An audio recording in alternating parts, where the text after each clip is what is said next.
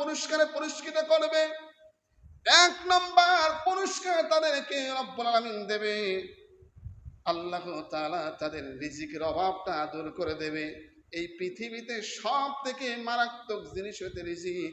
এই রিজিকের জন্য সকাল থেকে সন্ধ্যা পর্যন্ত মানুষ যে পরিশ্রম করে, যে কষ্ট করে, ওই রিজিকের অভাবের, ওই রিজিকের দায়িত্ব যদি আল্লাহ নিয়ে নেয়, তাহলে আমার আর আপনার কিসের এত পেরেশানি, কথা ঠিক কিনা? এই জন্য 5 ওয়াক্ত নামাজ যে ব্যক্তি আদায় করবে, ওই ব্যক্তিকে সর্বপ্রথম পুরস্কার আল্লাহ রিজিকের অভাব দূর করে দেবে। এই জন্য নিয়মিত পড়েন। যদি একটু অভাব থাকে, যদি একটু সমস্যা থাকে, এই সমস্যার ভিতরে যদি আল্লাহকে আপনি হাজির নাজির করতে, আল্লাহর হুকুম পালন করতে পারেন, আল্লাহ তাআলা আপনার দুনিয়াতে একটু সমস্যা দিলেও কাল কিয়ামতের ময়দানে আল্লাহ আপনাকে 10টা জান্নাতের মালিক বানিয়ে দেবে। আজকে আমরা তো আল্লাহর দিকে ঝুঁকতে পারি না। এত কাজ, এত কাজ, মরে গেলে আপনার সব কাজই থেকে যাবে, কথা ঠিক কিনা? আমি মনে করি আমার মৃত্যুবরণ, আমি যদি মরে যাই তাহলে আমার কাজ সব কিচ্ছু হবে না। আপনি থাকলেও যেভাবে আপনার কাজ হবে, আপনি না থাকলেও সেভাবেই আপনার কাজগুলো চলতে থাকবে, কথা ঠিক কিনা? আপনার স্ত্রী যদি কম বয়স হয়, অথবা আপনার ছোট্ট একটি বাচ্চা থাকে, আপনার স্ত্রী 2-5 দিন, 10 দিন, 20 দিন, না হয়তো 4 মাস পর্যন্ত শোক পালন করবে, না হয়তো 4 মাস পর্যন্ত একটু কষ্ট করবে। 4 মাস পরে যখন বাবার বাড়ি চলে যাবে, তখন কয়েক মাস পরে তার মা বাবা বলবে, তোমার এখনো যৌবন আছে, সুন্দর আছে, সব কিছু আছে, সুতরাং ওই যে মরে গিয়েছে গিয়েছে, সুতরাং তোমাকে একটা সুন্দর দেখে বিবাহ দিতে হবে। এই মেয়েটাকে যখন আরেকজন ছেলের সাথে বিবাহ সাথে দেওয়া হয়, তখন এই মেয়েটাই বাড়িতে ফোন করে বলে, বাবা যেই জামাই ছিল এই জামাইয়ের থেকে এই জামাই এখন আরো দ্বিগুণ ভালো।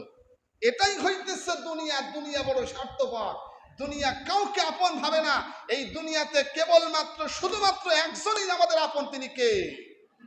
আল্লাহ ছাড়া পৃথিবীতে কেউ কারোর আপন নয়। আমি মনে করি আমার ছেলেটা আমার বড় আপন না, আমি মনে করি আমার স্ত্রী আমার খুব আপন না, আমি মনে করি আমার বন্ধু বান্ধব, আমার আত্মীয় স্বজন আমার আপন না। আপনি একটা বিপদে পড়ে দেখেন, কেউ আপনার পাশে দাঁড়াবে না। আপনার শরীরতে যদি দুর্গন্ধ বাইর হয়, আপনার স্ত্রী পর্যন্ত আপনাকে ছেড়ে দূরে চলে যাবে। এই হইতেছে দুনিয়াদারি। আপনার টাকা পয়সা না থাকলে আপনার মা বাবাকে আপনাকে দান দেয় না। যে সন্তানের টাকা পয়সা আছে, ওই সন্তানকেই মা বাবা বেশি সম্মান করে, কথা ঠিক কিনা?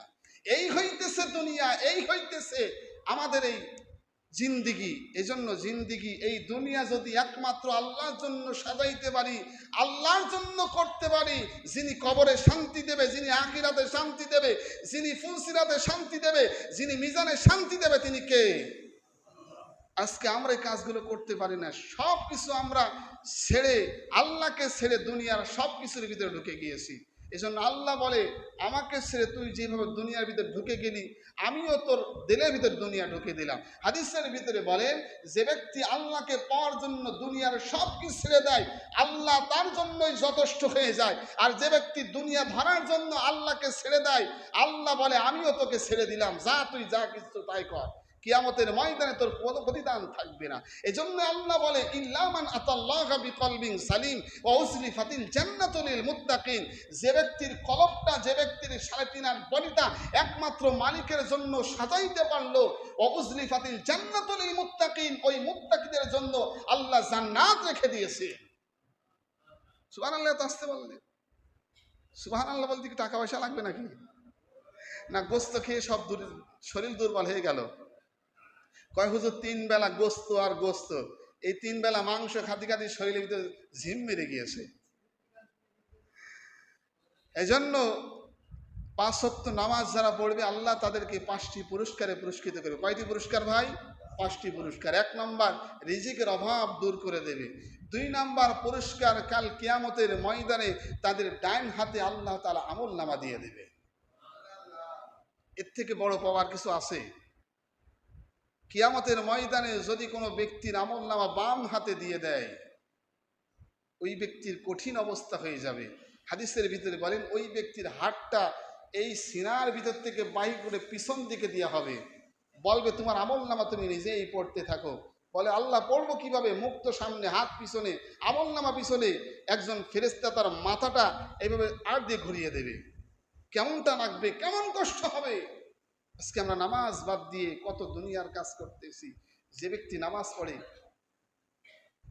কোরআনুল কারীমের আল্লাহ তাআলা বলেন, যে ব্যক্তি নামাজকে বাদ দেয় না, নামাজ পড়ে, ওই ব্যক্তি যদি অন্যায় কাজ করে, জিনার কাজ করে, অবৈধ কাজ করে, এই নামাজ ওই ব্যক্তিকে এক সময় খারাপ কাজ থেকে বিরত রেখে দেয়। যে ব্যক্তি নামাজই পড়ে না, তার ভিতরে মায়া আসবে কি, দয়া আসবে কিভাবে? যে ব্যক্তি আল্লাহর দিকে ধাবিতই হয় না, তার ভিতরে দয়া আসবে কিভাবে? যে ব্যক্তি 5 ওয়াক্ত নামাজে আল্লাহকে সিজদা করে, সে ব্যক্তি যখন গুনার কাজ করতে যাবে মনে করবে যে আমি তো 5 ওয়াক্ত নামাজে আল্লাহকে সিজদা করি, আমি কেন এখন অবৈধ কাজ করতে যাব? যে ব্যক্তি নামাজ আদায় করবে, সে ব্যক্তি মনে করবে যে আমি তো আল্লাহকে কেবলমাত্র সিজদা দিয়ে আসছি, আমি কেন এখন সিগারেট খাবো? যে ব্যক্তি আল্লাহকে 5 ওয়াক্ত নামাজে সিজদা করলো, সে ব্যক্তির মনের ভিতরে ভয় জাগবে যে আমি এখন ট্যাবলেটটা ধরাবো, ট্যাবলেটটা খাবো, ইয়াবা খাবো, গাঁজা খাবো, হিরোইন খাবো, আমি যে বিড়িটা টানবো, স্বয়ং আমার আল্লাহকে আমি সিজদা দিয়ে আসছি, সুতরাং আমার এই দুনিয়ার কোনো কাজ করা যাবে না। কথা ঠিক কিনা?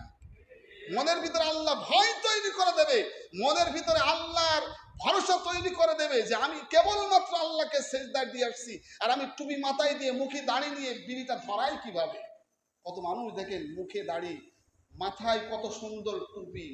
এজন্য হাদিসের ভিতরে বলেন, যে ব্যক্তি সিগারেট খায়, ধূমপান পান করে, ওই ব্যক্তির আমল 40 দিন পর্যন্ত আল্লাহ কবুল করে না।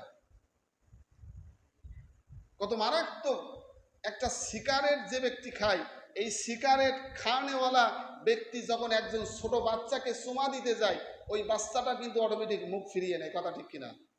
মুখের দুর্গন্ধে।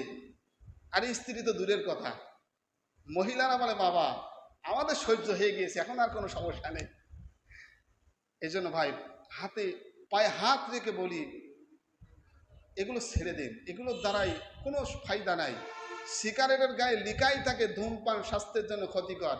এই পৃথিবীতে এমন একটা খাবার তৈরি করেছে মানুষ, যেই খাবারটা মানুষ জানে ক্ষতি, এরপরেও সেটা খায়। কথা ঠিক কিনা? সেটা বাদ দিতে পারে না। এজন্য পায়ে হাত রেখে বলি ভাই, এগুলো ছেড়ে দেন। এগুলোর দ্বারাই শরীরের ক্ষতি, স্বাস্থ্যের জন্য ক্ষতি, মনের ক্ষতি, মানুষে কষ্ট পায়। একজন সিগারেট খানেওয়ালা মানুষ যখন একজন মানুষের পাশে দাঁড়ায়, তখন ওই মানুষের এত পরিমাণ কষ্ট হয়, কিছু বলতে পারে না। কথা ঠিক কিনা? এই জন্য সময় কম, বেশি কথা বলা যাবে না। যারা এগুলো করেন ছেড়ে দেন, এগুলো ছেড়ে আল্লাহর দিকে ধাবিত হন, নেকির কাজ করেন, সওয়াবের কাজ করেন। ভালো কাজ করলে আপনি যখন মৃত্যুবরণ করবেন, আপনি যখন এই দুনিয়াতে থাকবেন না, তখন প্রত্যেকটি মানুষের মুখে আপনার নামই উচ্চারণ হবে। কথা ঠিক কিনা?